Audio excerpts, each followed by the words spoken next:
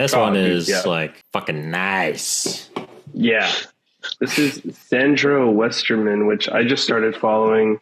But this photo just stretches, like, I think the imagination in like all the best ways. So imaginative. And like usually, like, you know, we all shoot like leaves on the floor or oil or something. And when there's bugs, usually I'm pissed about it because I don't like when they start moving around.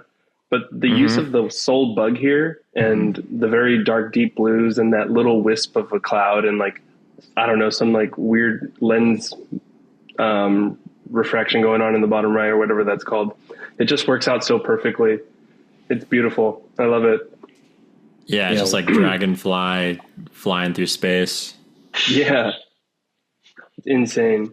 And they're moving fast too. Like, you don't think it's dead? It's dead in the water, maybe. That would slow it down. Maybe me and Mike are pessimists. And could be taking a nap. You never know. still be a plath over here. It's fucking dead. It's all fucking dead. It's all gonna die anyway. That's our go-to. There are little white specks over the bug, which makes me think that it's like in the water somehow. Yeah, her work's great. She was already following me, so I followed her back. Little flex, Eric. Yeah. I also like how the light comes down from the bottom right. I think, to me, that's like a weird area for light to normally come into a scene. Yeah, it could be inverted, but it just makes it seem like otherworldly, even less literal and normal. It's crazy. Yeah, it's super so good. Cosmic. Great word. Very nice. Yeah, it's very beautiful. Very creative. I started this Lindemann's Framboise. It's a raspberry lambic beer, which I don't know what that really means, but it smells very intense and it's really raspberry tasting and smelling. It's from Belgium. So yeah, it's pretty nice. It's a beer or NA beer? It's a lambic beer. It's got alcohol. Can I see the label again? Yeah. I think I've had that. So lambic I've had that before. What lambic beer is it's spontaneously fermented. So they'll like let the beer sit out in the open for a few days and just like let the yeast that's floating around the air populate it instead of like using their own yeast. And so it turns out like completely different every time. And it's like pretty difficult to control all the factors. But yeah. It's like the sourdough of brewing. That's a good analogy. Yeah, that's cool. The brewery that makes Spotted Cow here in Wisconsin, they're called New Glarus.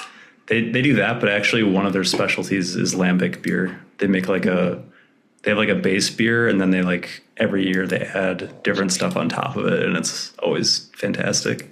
It's fruity and sour and really good. If it's so good, why don't you drink it? Because I like Erdinger so much more. I cracked another one too. This one is from Other Half.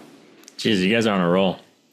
Nice. This one is Forever Simcoe, which I haven't had from them yet, but it's a double dry hopped double IPA, and it's tasting like classic Other Half. Just has that kind of familiar melony, kind of rich, dank.